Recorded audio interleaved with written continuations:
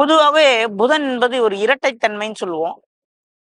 Second opinion. ஒரு நோய்க்கு doctor கிட்ட போனா கூட 2 ஒப்பீனியன் போவாங்க. ஒரு ஜாதகத்த எடுத்துட்டு கல்யாணத்துக்கு பசங்களுக்கு பொருத்தம் பார்க்க போனா கூட செகண்ட் ஒப்பீனியன் ஒண்ணு போவாங்க. எல்லாமே 2, 2, 2ன்னு போவாங்க. கடைசியில இவங்களுக்கும் அந்த 2 என்பது ஒரு பெரிய டிராபேக்கா வந்து லைஃப்ல நின்னுடும். இவங்களே லைஃப்ல ஏதோ ஒரு சொந்த முடிவு எடுக்குறாங்கன்னா, அது ஒருவேளை ஃபெயிலியர் ஆயிடுமோ! 2வது ஒரு விஷயத்த நம்ம செய்ற மாரி வந்துருமோ! அப்டின்ற ஒரு மனநிலைக்கு வந்துருவாங்க. புதன்கிழமையிலே பிறந்த உங்களுக்கு கலைகள் மேல் ஆர்வம் அதிகம், கணிதம் மேல் ஆர்வம் அதிகம். ஒரு ஜோதிட கலையோ, வாஸ்து கலையோ, ஒரு நியூமராலஜியோ, ஒரு ஆன்மீகம் சார்ந்த விஷயமோ ஈஸியா உங்களுக்கு சொல்லிக் குடுத்தா புரியும். டக்குன்னு புரிஞ்சுப்பீங்க. கற்பூரம் மாரி அப்டி அப்டி காத்துலயே அந்த நெருப்பு பத்திக்கும். இதே இந்த புதன்கிழமை பிறந்தவங்க இன்னொருத்தர் புதன்கிழமைய பத்தி யாருன்னா பேசியிருக்கலாம் ஜோதிடத்துல. அதையும் சேர்த்து பார்த்து இதுலயும் இரட்டை தன்மையா 2 வீடியோ பார்த்து ஒரு முடிவு எடுக்காதீங்க. அது இயற்கையான குணம் உங்களுக்கு போக போக மாறும். வாழ்க்கையில் நிம்மதியும் நம்பிக்கையும் தேவைப்படுகிறதா? ஆன்மீகத்திற்கு அருகில் வர விரும்புகிறீர்களா? சித்தர் யுகம் ஹேண்டிகிராஃப்ட் ஆன்மீகமும் பாரம்பரியமும் கலந்த நம்பிக்கையின் இடம். இங்கே சித்தர் யுகம் ஹேண்டிகிராஃப்ட்ஸ் கருங்காலி மாலை முதல் சக்தி வாய்ந்த எந்திரங்கள் வரை உங்கள் ஆன்மீக பயணத்திற்கு தேவையான அனைத்தும் ஒரே இடத்தில். வீட்டில் அமைதி வர வேண்டுமா? தொழில் வளர வேண்டும் என விருப்பமா? நீங்கள் தேடுவது எது இருந்தாலும் வழி இங்கேதான். இன்றே ஆர்டர் செய்யுங்கள். சித்தர் யுகம் ஹேண்டிகிராஃப்ட். Website sitharyugam.handicrafts.com. அனைவருக்கும் வணக்கம். சித்தரிக்கும் நேயர்களே, இன்று நாம் கிழமைகள் வரிசையில கிழமையில இருக்கக்கூடிய மைனஸ் என்ன பிளஸ் என்ன பார்த்துட்டு வரோம். ஒவ்வொரு கிழமைக்கும் ஒரு மைனஸ் இருக்கு, ஒரு பிளஸ் இருக்கு. நம்மளுடைய பலவீனத்தை தெரிந்து கொண்டால் தான் நாம் பலசாலியாக மாற முடியும். என்ன செய்யணுன்றதை விட என்ன செய்யக்கூடாதுன்றதை நம்ம முக்கியமா தெரிஞ்சுக்கணும். அந்த வகையிலே இன்று நாம் பார்க்கக்கூடிய முக்கியமான விஷயம் என்ன அப்படின்னு கேட்டீங்கன்னா, இந்த புதன்கிழமை பிறந்தவர்களுடைய வாழ்க்கையில அவங்க செய்யக்கூடிய தவறுகள் என்ன? பொதுவாவே புதன் என்பது ஒரு இரட்டைத்தன்மைன்னு சொல்லுவோம். Second opinion. ஒரு நோய்க்கு டாக்டர் கிட்ட போனா கூட 2 ஒப்பீனியன் போவாங்க. ஒரு ஜாதகத்த எடுத்துட்டு கல்யாணத்துக்கு பசங்களுக்கு பொருத்தம் பார்க்க போனா கூட செகண்ட் ஒப்பீனியன் ஒண்ணு போவாங்க. எல்லாமே 2, 2, 2ன்னு போவாங்க. கடைசியில இவங்களுக்கும் அந்த 2 என்பது ஒரு பெரிய டிராபேக்கா வந்து லைஃப்ல நின்னுடும். இவங்களே லைஃப்ல ஏதோ ஒரு சொந்த முடிவு எடுக்குறாங்கன்னா, அது ஒருவேளை ஃபெயிலியர் ஆயிடுமோ! 2வது ஒரு விஷயத்த நம்ம செய்ற மாரி வந்துருமோ! அப்டின்ற ஒரு மனநிலைக்கு வந்துருவாங்க. அவ்ளோ சீக்கிரம் அனைத்தையும் நம்பிட மாட்டாங்க. பட்டும் படாமல் இருப்பார்கள். இந்த பாதரசம் மாரி தன்னைத்தானே மற்றவர்களுக்கு ஏற்றா மாரி, இடத்துக்கு ஏத்தா மாரி தன்னை மாத்திப்பாங்க.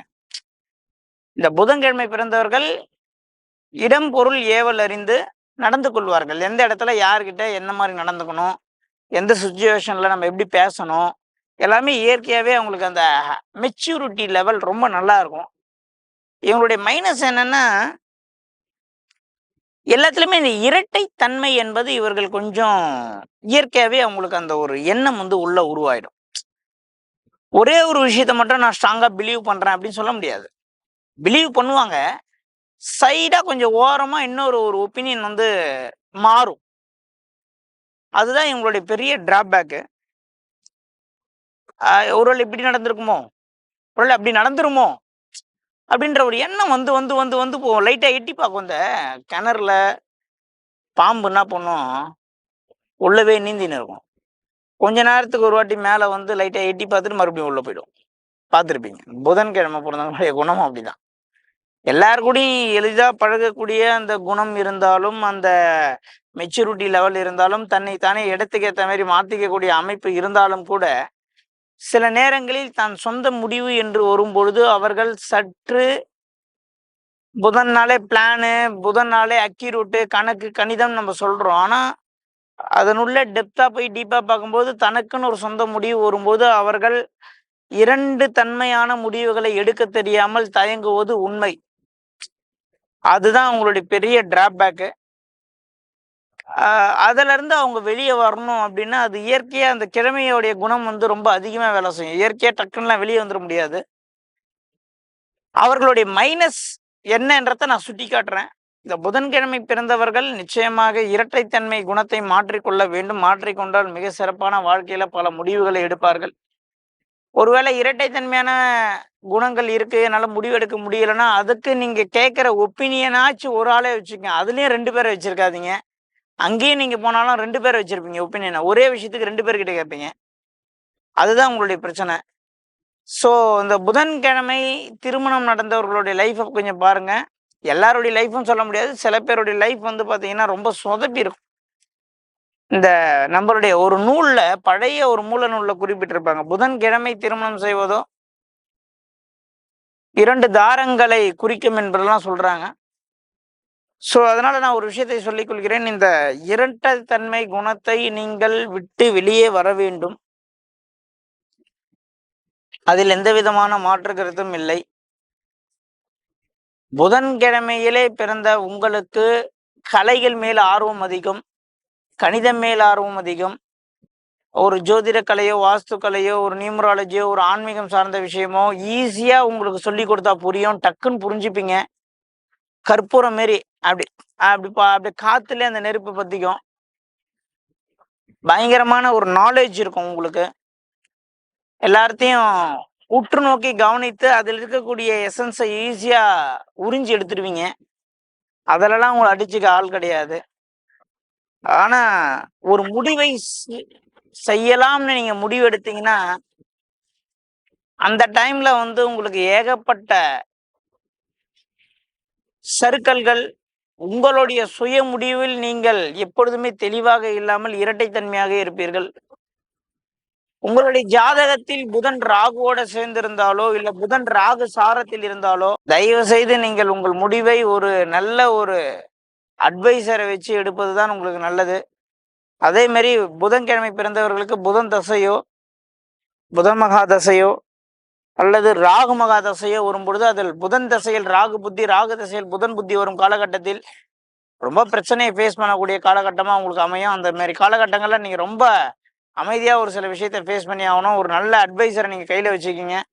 நல்ல ஒரு குருவையோ, அட்வைசரையோ, ஒரு சிறந்த ஆசானியோ நீங்க கையில வச்சு சில முடிவுகளை எடுப்பது இந்த புதன்கிழமை பிறந்தவர்களுக்கு நல்லது தரும். குறிப்பா இந்த புதன்கிழமை பிறந்தவர்களுக்கு புதன் புத்தி, அதுவும் குறிப்பா ராகு தசையில புதன் புத்தி, புதன் தசையில ராகு புத்தியில ரொம்ப எச்சரிக்கையா இருக்கக்கூடிய காலகட்டம். சில பேரை ஸ்டேஷன் வரைக்கும் கொண்டு வந்து விட்டுடும். இரட்டைத்தன்மை குணத்தை விட்டு ஒழியுங்கள். வேற வழியே இல்லை. இதுக்கு நான் கோவில் கூட சொல்லலை. காரணம் என்னன்னா, ஈகோவை தூக்கி போறதுக்கு சிவன் கோயில் சொன்னேன். வேகத்தை குறைப்பதற்கு வீட்டில் பக்கத்தில் இருக்கக்கூடிய கோவில்களுக்கு கறந்த பசும்பால் அபிஷேகம் சொன்னேன். இந்த புதன்கிழமை பிறந்தவர்கள் ஆளுமை திறன், மேனேஜ்மெண்ட் பவர் ஜாஸ்தி. ஒரு இடத்துல விட்டு நிர்வாகத்தை பார்த்துக்க சொன்னா சூப்பரா பார்த்துப்பீங்க. உங்களுக்கு எல்லாமே இருக்கு, எல்லாமே புரியும். நான் சொல்றது பெரிய மைனஸ் கிடையாது. ஒரே ஒரு விஷயம், அந்த இரட்டைத்தன்மையை மட்டும்தான் மாத்திக்கிட்டோம். அதை மட்டும் மாத்திக்கிட்டீங்கன்னா ரொம்ப நல்லா இருப்பீங்க.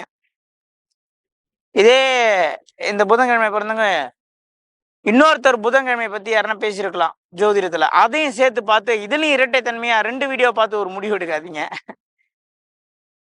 அது இயற்கையான குணம் உங்களுக்கு போக போக மாறும். அதில் எந்த விதமான மாற்று கருத்தும் இல்லை என்று கூறி, மீண்டும் இது போன்ற ஒரு டூர் பிளேஸ் முடிவு பண்ணா கூட 2 விதமான ஆப்ஷன்ஸ் வச்சிருப்பாங்க. இங்க போயிட்டு இவ்வளவு தூரம் போறோம்ல, டக்குன்னு இங்கேயும் போயிட்டு வந்துடலாமே அப்படின்னு தோணும் இந்த புதன்கிழமைக்கு. ஸோ பிளான்டு அப்படின்னு நம்ம நினைக்கிறோம். ஆனா அந்த பிளான்டே ஒரு சில நேரத்துல நமக்கு ஆபத்தை விளைவிக்கும் என்று கூறி, மீண்டும் இது போன்ற ஒரு நல்ல தகவலை உங்களை சந்திக்கிறேன். அதுவரை உங்களிடம் இருந்து விடைபெறுவது உங்கள் PMK சம்பத் சுப்பிரமணியன். நன்றி, வணக்கம். வாழ்க்கையில் நிம்மதியும் நம்பிக்கையும் தேவைப்படுகிறதா? ஆன்மீகத்திற்கு அருகில் வர விரும்புகிறீர்களா? சித்தர் யுகம் ஹேண்டிகிராஃப்ட் ஆன்மீகமும் பாரம்பரியமும் கலந்த நம்பிக்கையின் இடம். இங்கே சித்தர் யுகம் ஹேண்டிகிராஃப்ட்ஸ் கருங்காலி மாலை முதல் சக்தி வாய்ந்த எந்திரங்கள் வரை உங்கள் ஆன்மீக பயணத்திற்கு தேவையான அனைத்தும் ஒரே இடத்தில். வீட்டில் அமைதி வர வேண்டுமா? தொழில் வளர வேண்டும் என விருப்பமா? நீங்கள் தேடுவது எது இருந்தாலும் வழி இங்கேதான். இன்றே ஆர்டர் செய்யுங்கள். சித்தர் யுகம் ஹேண்டிகிராஃப்ட். Website sitharyugamhandicrafts.com.